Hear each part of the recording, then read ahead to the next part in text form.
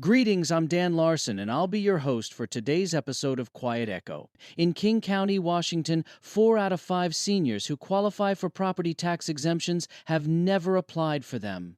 Let that number settle for a moment. 80%. Help exists, real help, already written into law. And most of the people who need it don't know it's there. This week at the Cedar Valley News, we've been writing about property taxes. On Tuesday, George Kahn told us about Gloria Gaynor, the 91-year-old grandmother in Pennsylvania who lost her home over a $3,500 tax bill. On Wednesday, Lars Olson explored a reader's idea about taxing debt instead of homes. On Thursday, Chloe Papadakis connected the dots between Pennsylvania, Florida, and Alaska. 3 states, 3 mailboxes, 1 national conversation. We've talked about policy. We've talked about reform. We've talked about what government should do. Today, I want to talk about what we can do. Jane Lisbeth, an author in Tampa, wrote to us this week after reading George's column.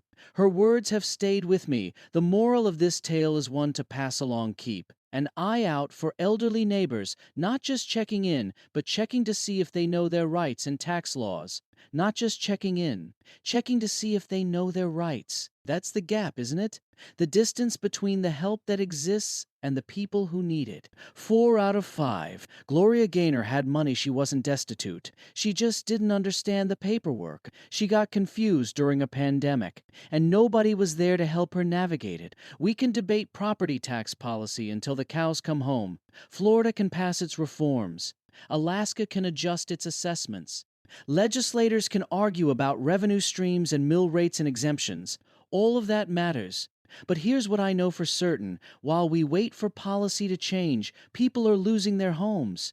And some of them don't have to. Every state has exemptions.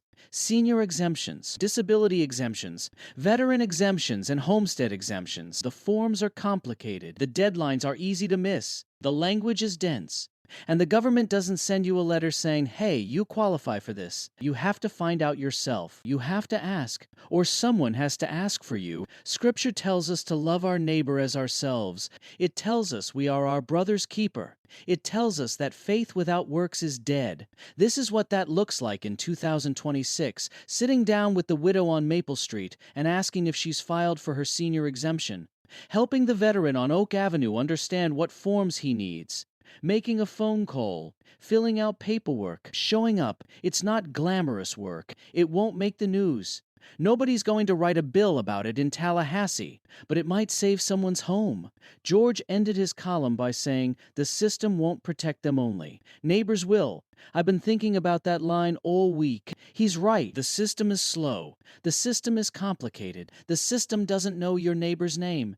But you do. 4 out of 5 seniors who qualify for help haven't asked for it. That's not a policy failure. That's a neighbor failure. That's a church failure. That's a community failure. And it's something we can fix not by waiting for Tallahassee or Washington or the state capitol, but by walking next door. This Sunday, I'm going to ask our congregation to do something simple. Pick one elderly neighbor. Just one. Stop by. Ask how they're doing.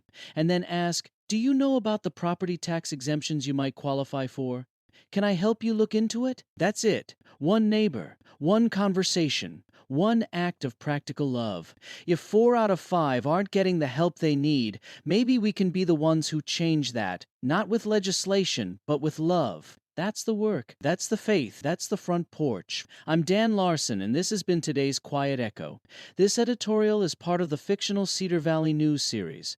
While the people in town are fictional, the national events they reflect on are real. Want to know the full story behind Cedar Valley? Teresa, Caleb, Dan, and the community you've come to know in these editorials first came together in quiet echo when loud voices divide, quiet ones bring together. Discover how a small town found its way from fear to fellowship, one quiet act of courage at a time. Available on Amazon. I'll put the link in the show notes.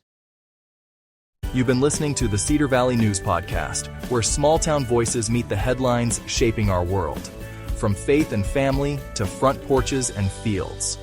We'll be back with more stories connecting real lives to real events. Until next time, keep your porch light on, your faith strong, and your heart open.